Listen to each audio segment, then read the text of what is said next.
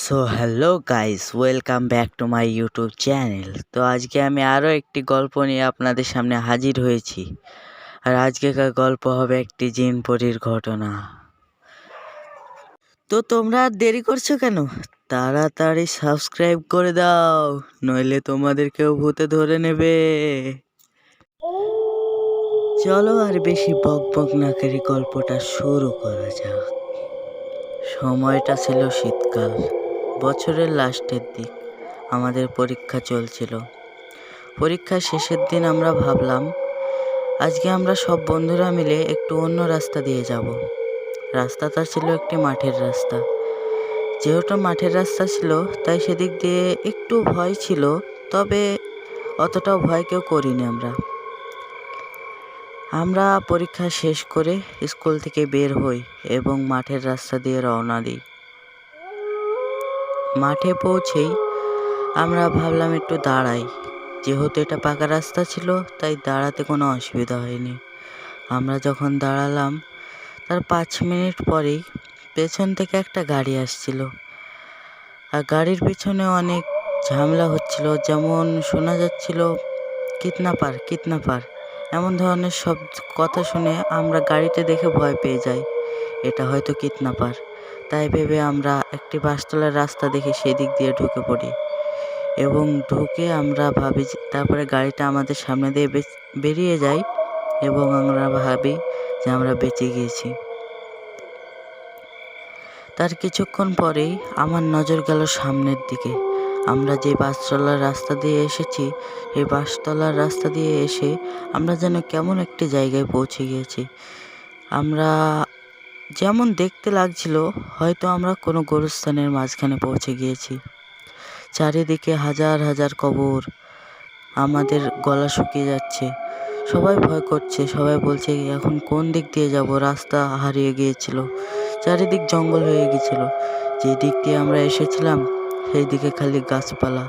তারপরে আমরা ভাবলাম হয়তো বা এটা আমাদের চোখের ভুল। আমরা যখনই পিছনে ফিরে আমাদের যে রাস্তা দিয়ে এসেছিলাম সেই দিক দিয়ে যাওয়ার চেষ্টা করলাম, সামনে দেখলাম বাঁশের একটা ঝাড়। বাঁশের ঝাড় থেকে আমরা পাশ কেটিয়ে চলে গেলাম এবং সামনে যেয়ে দেখছি আমাদের সেই রোডটা আর নেই। যে রোড দিয়ে আমরা এসেছিলাম সেই রোডটা আমরা এখন আর খুঁজে পাচ্ছি না। কিন্তু আমার আইডিয়ায় আমি রোডের ওপর দিয়ে হাঁটতে লাগলাম, কিন্তু সেখানে কোনো রোডই দেখা যাচ্ছিল না, জঙ্গল আর জঙ্গল। তখন প্রায় সন্ধ্যা হয়ে এসেছে, রাত্রি হব হব করছে। আমরা একটু এগোতে না এগোতেই আমরা রোডটা খুঁজে পেয়ে গেলাম। তারপরে আমরা ভাবলাম দেখি কি হলো, পিছনে তাকিয়ে দেখি সেই জঙ্গলগুলো আর নেই। যেই জঙ্গলগুলোর মধ্যে আমরা ভয় করছিলাম সেই জঙ্গলগুলো হারিয়ে গেছে এবং আমরা খুব তাড়াতাড়ি সেখান থেকে বেরিয়ে পড়ি। যেতে যেতে সামনে কিছু একটা দেখতে পাই আমরা। হঠাৎ আমরা থমকে দাঁড়িয়ে যাই। আমার বন্ধুরা বলে দাঁড়ানো চলবে না, আর পেছনের দিকে কেউ ভুলেও তাকাবি না, সবাই সামনের দিকে এগোতে থাক, নইলে আমাদের কোনো ক্ষতি হতে পারে। তারপরে আমরা সেই জিনিসটি দেখেও তার পাশ কেটিয়ে চলে যাওয়ার চেষ্টা করলাম, কিন্তু তার কাছে যেতে না যেতেই সেটি অদৃশ্য হয়ে গেল। তারপরে আমরা একটি গ্রামের মধ্যে পৌঁছে গেলাম, কিন্তু আমরা বাড়ির গ্রামে পৌঁছইনি এখনো। সেই গ্রামটির পরে আরেকটি ছোট্ট মাঠ, যে মাঠটিতে কোনো ভয়ঙ্কর ঘটনা ঘটবে বলে আমাদের মনে হয় না। তবে যখন মাঠের মধ্যে গেলাম তখন আমরা দেখলাম ওখানে একটি অ্যাক্সিডেন্ট হয়েছে এবং অ্যাক্সিডেন্ট হয়ে একটা মানুষ মারা গেছে। সেই মানুষটাই হয়তো ওইখানে দাঁড়িয়েছিল, আমরা দেখেছিলাম। এখন দেখে আমাদের চেনা চেনা লাগছে। তারপরে আমরা সেই জায়গাটা ছেড়ে যেই না সামনে গেছি, আর একটি গ্রাম যেহেতু পড়েছে তাই আর কোনো ভয় ছিল না।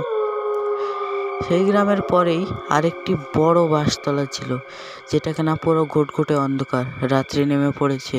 হয়তো বাড়ির লোক এতক্ষণে চিন্তা করছে। সেই বাসতলা দিয়ে আমরা ঢুকলাম, যেহেতু আর কোনো রাস্তা ছিল না। বাসতলা দিয়ে ঢুকেই সঙ্গে সঙ্গে আমার সেই একটি বন্ধু অদ্ভুত আচরণ করা শুরু করলো। বন্ধুটির নাম আমি দিতে পারলাম না, তবে হ্যাঁ, সে বন্ধুটি বলছিল যে সেই জায়গাটায় চল না, যেই জায়গাটায় থেকে আমরা হারিয়ে গিয়েছিলাম ওই জায়গাটায় কিছু একটা খাবার রাখা ছিল, যেটা আমার দেখে খুব মনে হচ্ছিল খুব সুস্বাদু। তারপরে আমরা ভাবলাম এর ভিতরে হয়তো কিছু খারাপ ঢুকে পড়েছে। তারপরে আমরা বাসতলা এড়িয়ে বাইরে বেরিয়ে আমাদের সাথে দেখছি সেই বন্ধুটি আর নেই। তারপরে আমরা পিছনে ফিরে গেলাম। যেহেতু বন্ধুটার ভিতরে খুব একটা বেশি সময় ধরে সেটি ছিল না, তাই তাকে বশ করতে পারিনি। তারপরে বন্ধুটিকে এক কথায় বাড়ি নিয়ে গেলাম। বাড়ি নিয়ে গিয়ে তারপরে তার ব্যবস্থা করলাম।